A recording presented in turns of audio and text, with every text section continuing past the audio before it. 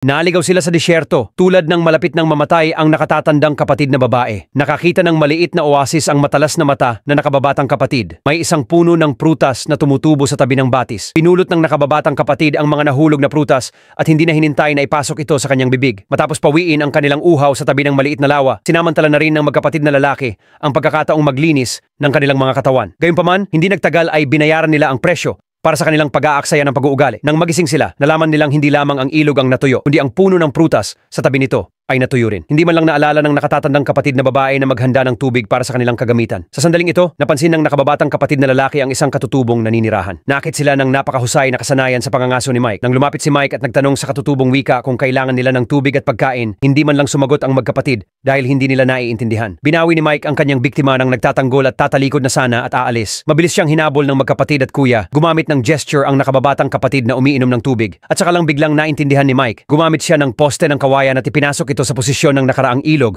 Matapos munang ilabas ni Mike ang tubig, ang magkapatid at kapatid na lalaki ay humalili sa pag-inom ng buong puso. Kasunod nito, sinundan nila si Mike at nagsimula sa isang adventurous na paglalakbay. Hindi naman tinanggihan ni Mike ang magkapatid na sumunod sa kanya at nagkusa pa siyang manghuli ng pagkain para sa kanila. Mabilis silang nakilala ni Mike. Umakyat sila sa mga puno at magkasamang nagsasaya. Bago nila nalaman, nagkaroon ng espesyal na pagmamahal si Mike sa nakatatandang kapatid na babae.